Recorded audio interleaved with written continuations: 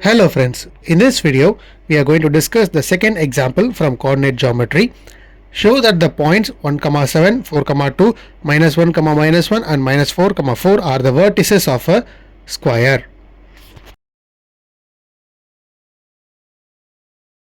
If you are new, subscribe my channel and hit the bell button and share it to your friends. Now let A of 1, 7, B 4, 2, C of minus 1, minus 1 and D of minus 4, 4 be the given points. One of the way to show that ABCD is a square is to use the property that all its sides should be equal and both its diagonals should be equal. Now AB is equal to root of 1 minus 4 the whole square plus 7 minus 2 the whole square is equal to root 34 as per the distance formula. Similarly, BC is equal to root of 25 plus 9 that is 34. CD is equal to root of minus 1 plus 4 the whole square plus minus 1 minus 4 the whole square that is again root 34.